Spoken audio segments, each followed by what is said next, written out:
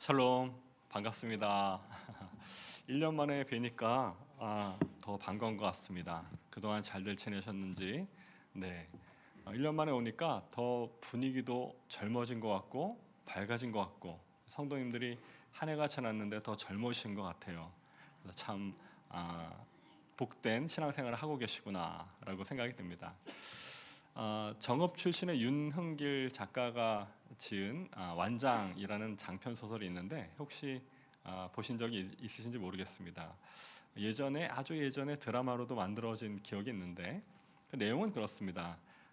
부동산으로 많은 부를 이룬 최 사장이라는 사람이 이제 어떤 저수지를 분양받아서 본인이 그곳에서 양어장을 할 수 있는 그런 권리를 얻게 되었죠. 그래서 양어장을 하는데 그 관리를 그 지역에서 사람들이 다 기피하는, 그러니까 지역에서 건달 역할하고 사람들을 괴롭히는 종술이라는 사람에게 그것을 맡깁니다. 월급은 적었지만 종술이라는 사람은 노란 완장에 관리인, 감시인이라고 적힌 완장을 준다는 말에 혹해가지고 그 저수지 관리를 이제 완장을 차고 맡게 되었죠. 그 완장이라는 것이 뭔지, 종술이라는 사람은 그 완장을 차고 신이 나가지고 이제 저수지 관리를 합니다.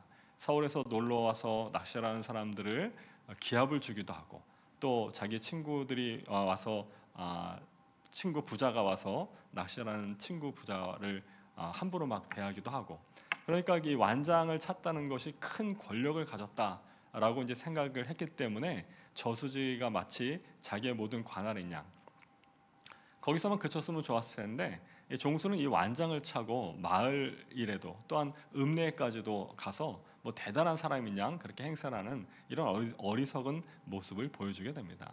심지어는 최 사장과 그 친구들이 낚시를 하러 왔는데도 불구하고 그 사람들까지도 낚시를 못하게 막는, 그러니까 완전히 무소불위의 권력을 가지고 있는 사람처럼 이제 교만하게 행동을 하게 되죠. 그래서 결국 그 관리인 자리에서 쫓겨나게 됩니다. 해고당하게 되죠. 그럼에도 불구하고 여전히 자신이 이 저수지의 왕인 것처럼 굴게 됩니다. 이제 나라에 가뭄이 일어나서 이 수자원관리공사 공무원들이 와서 이 저수지의 물을 이제 열어야 된다. 그것도 막고, 그러다 보니까 경찰들하고 공무원들하고 이제 충돌이 일어나게 되는 그러한 이제 사건까지 발생하게 되는데, 그런 가운데 자신의 힘이 얼마나 부족한가를 깨닫게 되죠. 어떻게 공무원들하고 경찰하고 맞서서 저수지가 자기 것도 아닌데 그것을 지켜나가겠습니까? 그러다 보니까 이 종술과 이제 새로운 꿈을 꾸려고 하는 부월이라는 유흥업소 여직원이 이 종술에게 그 완장이라는 것이 얼마나 허무한가를 일깨워주게 되고, 그러므로 인해서 정말 종술은 분노와 함께 그 완장을 저수지에 버리고 부월과 함께 떠나게 되죠. 그래서 결국 그 저수지의 물이 이제 공급되게 될 때 그 종술이 버렸던 완장이 그 물 위에 떠오르게 되는 그런 내용의 장편 소설입니다.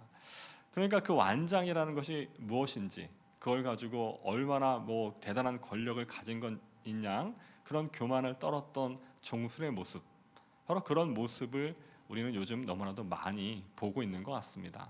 그 완장이라는 것이 뭔지, 그 알량한 완장을 찾다고 정치인, 법조인, 뭐 모든 사람들이 정말 자신의 영역을 넘어서서 얼마나 많은 그런 교만한 모습을 보여주고 있는가.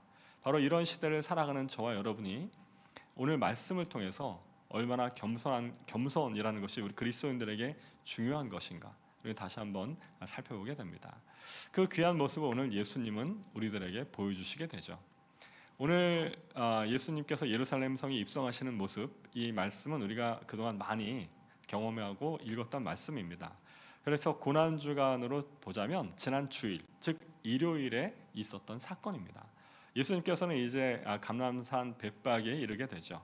예루살렘까지는 2-3km 정도 되는 아주 짧은 거리입니다. 그런데 그곳에서 예수님은 바로 예루살렘 성으로 입성하지 않으시고 제자들을 보내서 나귀와 어린 나귀를 끌어오라라고 말씀하십니다. 그리고 누가 주인이 묻거든 주가 쓰시겠다 하라. 그런데 그 말씀이 온전히 예수님께서 말씀하시는 오늘 성경 말씀에서는 이사야서와 또한 스가랴서에서 이미 예언된 대로 어린 나귀 새끼, 겸손하여서 어린 나귀를 탄다라는 말씀을 이루려 하심이다라고 성경은 우리들에게 말씀해주고 있습니다. 그리고 예수님은 정말 그 말씀처럼 끌어온 어린 나귀를 타고 이제 예루살렘 성에 입성하시게 되죠.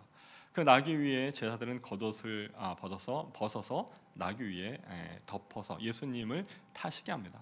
겉옷을 벗어서 온전히 길에 깔거나 혹은 나귀에게 올린다라는 것은 정말 극진한 존경, 예우의 상징이기도 하죠. 예수님께서 예루살렘 성에 들어오신다라는 소식을 듣고 그 당시에 유월절을 지내기 위해서 원근 각처에서 온 수많은 예루살렘 사람들, 어떤 학자는 200만에서 300만 정도의 이스라엘 사람들이 그 당시에 모였다라고도 이야기합니다. 그러니까 얼마나 많은 이스라엘 백성들이 예루살렘에 모였습니까? 그런데 그들이 소문으로만 듣고 아니면 어떤 사람은 직접 경험했던 예수님이 예루살렘 성에 오신다, 뭐 이것처럼 반갑고 기쁜 소식이 어디 있겠습니까? 그러니까 오늘 성경에 보면 수많은 사람들이 그 길에다가 겉옷을 깔고 또한 종려나무 가지를 흔들면서 온전히 예수님을 환영합니다. 이 군중들은 예수님을 정치적인 메시아 혹은 집단적인 어떤 왕으로서 예수님을 지금 모시고 있는 것이죠. 지금 로마의 압제로부터 예수님께서 우리를 해방시켜 주실 분, 바로 그렇게 예수님을 인식했기 때문에 예수님을 열렬하게 환영했던 겁니다. 우리를 구원하소서, 우리의 왕이 되소서, 그러면서 예수님을 정말 열렬하게 환영하게 되죠. 그런데 이 장면에서 참 어색하고 안 어울리는 장면이 하나 있습니다. 예수님께서 그 수많은 무리들 가운데 열렬한 환영을 받으면서 입장하시는데 정작 타고 입장하신 것은 어린 나귀 새끼였다라는 거죠. 굉장히 어색하지 않습니까? 한번 우리 생각해 보시기 바랍니다. 우리가 어떤 국위선양을 하고 온 사람들을 우리가 카퍼레이드, 요즘은 잘 하지 않지만 예전에는 카퍼레이드를 하지 않습니까? 그런데 막 카퍼레이드를 하고 사람들이 환영하는데 경기를 타고 온다고 생각해 보세요. 얼마나 안 어울립니까? 바로 그런 모습이라는 거죠. 그러니까 그 당시에 만약에 예수님께서 이렇게 예루살렘 성에 입성하시려고 한다면 이것은 승리자의 모습으로, 개선 장군의 모습으로 등장하는 것과 같은데, 그럴 때는 아주 하얀 백마라든지 아니면 준마를 타고 등장하셨어야 되는데 정말 앞뒤 문맥과는 전혀 상황과는 맞지 않은 어린 나귀 새끼를 타고 입장하셨다라는 겁니다. 왜 이렇게 어울리지 않는 나귀를 타고 입장하셨는가? 예수님께서는 사람들의 바램처럼 개선 장군으로, 승리의 왕으로 오신 것이 아니다라는 겁니다. 예수님께서는 온전히 전 인류를 구원하시기 위해서, 저와 여러분을 구원하시기 위한 메시아로서, 하나님의 종으로서, 또한 어린 양으로서 이 땅 가운데 오셨기 때문입니다. 그러니까 예수님은 분명하게 자기를 인식하셨다라는 거죠. 내가 누구인가? 나는 왜 왔는가? 나의 역할은 무엇인가를 예수님은 분명히 아셨다라는 겁니다. 어마어마한 완장이 차여졌다 할지라도 온전히 자신은 그 완장의 역할이 무엇인가, 온전히 이 땅 가운데 우리를 구원하러 오신 구세주시지, 정말 이스라엘을 로마로부터 해방시켜 주실 어떤 정치적인 왕으로, 사람들은 그렇게 원했지만 예수님은 결코 그런 분이 아니다라는 당신의 역할, 당신이 누구신지를 분명한 자기 인식을 하고 계셨다라는 거죠. 예수님은 어떤 분이십니까? 성삼일체 하나님이시면서 제2위의 하나님이십니다. 그리고 예수님은 정말 모든 것들을, 어떤 수많은 이적들을 행하시는 그런 능력자였고, 또한 하나님의 말씀을 전하는 선지자의 역할도 하셨던 분입니다. 왕이고 제사장이고 선지자의 역할을 하셨던 그 예수님이시지만, 그럼에도 불구하고 당신은 어린 양으로서, 정말 구세주로서 우리를 위해서 대속하신 어린 양으로 오셨다라는 사실을 결코 잊지 않으셨다라는 거죠. 이것이 예수님의 철저한 분명한 자기 인식입니다. 그러므로 인해서 이 분명한 자기 인식은 이제 철저한 자기 부인으로 나타나게 되죠. 내가 아니라 온전히 하나님의 뜻이, 내가 주장되어지는 것이 아니라 하나님이 주장되어지는 바로 그 삶으로, 그 모습으로 나타나게 되었다라는 겁니다. 저와 여러분이 교만하고 겸손하다라는 차이는 내가 주장되어지는지, 내가 주인인지, 하나님이 주장되어지는지, 하나님이 주인인지를 살펴보면 알 수 있습니다. 예수님은 철저하게 내가 아니라 하나님이 주장되어지는 바로 그런 모습을 우리들에게 보여주고 계신 겁니다. 이것이 예수님의 겸손이셨습니다. 예수님이 부활하신 이후에 제자들은 이제 예수님을 비로소 그리스도라고 진정으로 고백하게 되죠. 또한 사도 바울도 마찬가지입니다. 제자들과 사도 바울의 이전의 삶은 바로 내가 주장되어지는 그런 삶이었습니다. 내가 배운 학문과 내가 그동안 살아왔던 삶의 모습이 주장되어졌는데 이제 그 예수님을 그리스도라고 고백한 이후에는 내가 아니라 하나님이 나의 주인 되심을 온전히 고백하는 그런 삶을 살아갔다라는 것입니다. 이것이 분명한 자기 부인으로 나타나게 되는 거죠. 그러므로 나는 누구인가? 그러므로 인해서 철저한 분명한 자기 인식과 그러므로 인해서 철저한 자기 부인이 이루어지게 될 때 우리는 내가 아니라 온전히 하나님을 주장하는 겸손한 삶을 살아가게 되는 것입니다. 저와 여러분은 살아가시면서 어떤 주장을 하고 계십니까? 삼국지에 보면 어떤 장수에게 제갈공명이 전쟁을 앞두고 명령을 내리게 됩니다. 제가 읽은 지 오래돼서 제갈공명인지 송군인지는 분명치 않으니까 이해해 주시고 내용인즉슨 상대방하고 전쟁을 벌이게 되는데 어떤 한 장군에게 명령하여서 저쪽에 가서 그 상대방하고 싸울 때 진지를 구축할 때 높은 곳에 진주를 구축하지 말고 낮은 곳에 해라라고 명령을 내립니다. 그래서 그 명령을 받은 장군이 그 장소에 가보니까 정말 산 위에랑 산 아래 두 군데 적군이 아직 오기 전에 진지를 구축할 수 있는데 이 장군은 손자병법을 읽어보니까 우리 성도님들 한번 잘 생각해 보시기 바랍니다. 막 칼싸움을 하는 싸움에서 위에서 아래로 내려오면서 싸우는 사람이 더 유리하겠습니까? 아래에서 위로 올라가면서 싸우는 사람이 더 유리하겠습니까?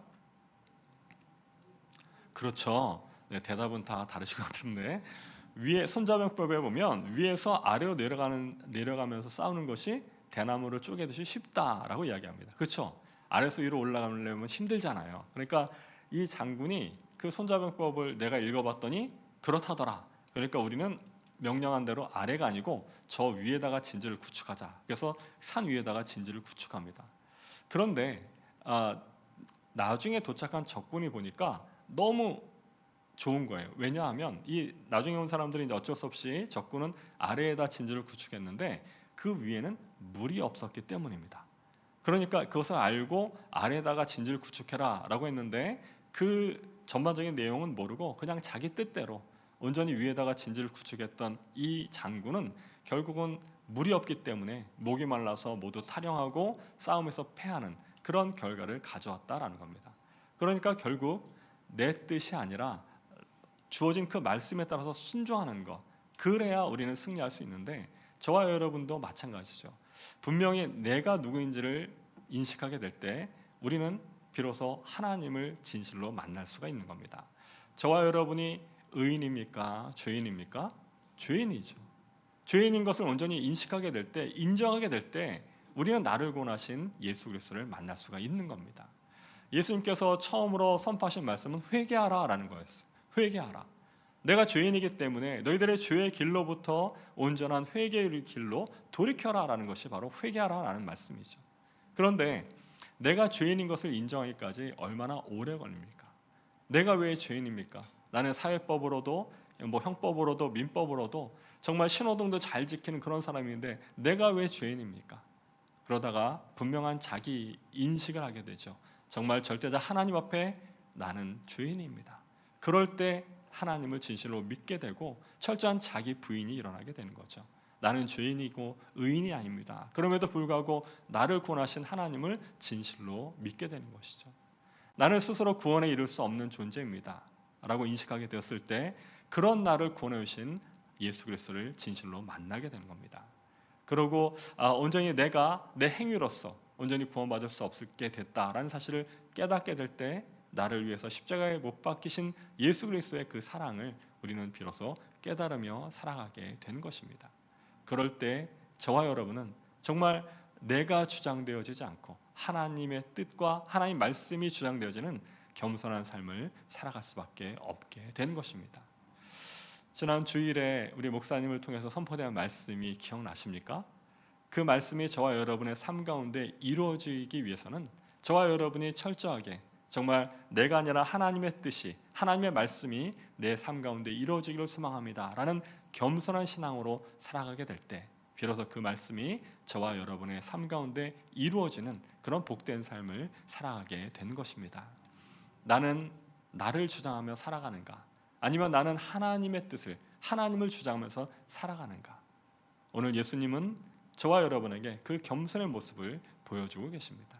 말을 타고 입장하셨어도 하나도 어색하지 않은 그 자리에 여전히 당신은 우리를 구원하러 오신 어린 양이고 메시아시기 때문에 하나님께서 이미 말씀하시고 하나님이 예언하신 대로 그 어린 나귀를 타고 입성하셨던 그 예수님. 그러므로 예수님은 철저하게 자기를 부인하고 온전히 하나님의 뜻과 하나님의 말씀에 순종하는 모습으로, 그 겸손의 모습으로 하나님의 뜻과 말씀을 이루어 가셨던 것입니다. 바로 그 예수님의 사랑과 은혜가 가득한 이 고난 주간을 보내고 있습니다. 저와 여러분도 그 예수님의 그 사랑과 은혜가 더욱더 깊이 체험되어지는 귀하고 복된 고난 주간을 보내시기를 소망합니다. 그리고 그 예수님을 본받아서 저와 여러분도 철저한 자기 인식과 자기 부인을 통해서 내가 아니라 하나님이 주장되어지는 그 삶으로, 내가 아니라 하나님의 말씀이 내 삶 가운데 이루어지는 복된 삶을 살아가는 하나님의 나라 백성, 그 귀하고 복된 삶으로 살아가는 저와 여러분이 되시기를 주님의 이름으로 축원합니다. 아멘. 기도드리겠습니다. 하나님 아버지, 참으로 감사합니다. 하나님, 온전히 나를 위해서 이 땅 가운데 오신 예수 그리스도께서는 온전히 철저하게 자기를 인식하시고 분명한 자기 부인을 통해서 예수 그리스도의 그 사명이 무엇인지, 또한 예수님을 이 땅 가운데 보내주신 하나님의 그 말씀은 무엇인지를 분명히 깨닫고 그 하나님의 뜻과 말씀을 이루어가는 순종의 삶을, 겸손의 삶을 보여주셨다라는 사실을 오늘 말씀을 통해서 다시 한번 깨닫게 됩니다. 나를 위해서 십자가에 달리신 그 예수 그리스도의 사랑을 다시 한번 묵상하는 이 고난 주간에 온전히 예수님을 본받아서 우리들도 온전히 하나님 앞에 겸손한 신앙으로 내가 아니라 하나님이 주장되어지는, 내 뜻이 아니라 하나님의 뜻이 이루어지는 하나님의 나라 백성의 삶을 살아갈 수 있도록 주님 인도하여 주시옵소서. 그 삶을 우리에게 보여주시고 또한 그 삶으로 인도하시는 예수 그리스도의 이름으로 기도드립니다. 아멘. 지금은 우리 주 예수 그리스도의 크신 은혜와 아버지 하나님의 놀라우신 사랑하심과 성령 하나님의 늘 언제나 함께 동행하심이 나를 위해서 십자가에 못 박히신 그 예수 그리스도를 본받아서 나도 철저하게 겸손한 삶으로 내가 아니라 하나님이, 내 뜻이 아니라 하나님의 뜻이, 하나님의 말씀이 이루어지는 삶을 살겠다 다짐하는 모든 성도들 위해 이제로부터 영원까지 함께 하시기를 간절히 축원하옵나이다. 아멘.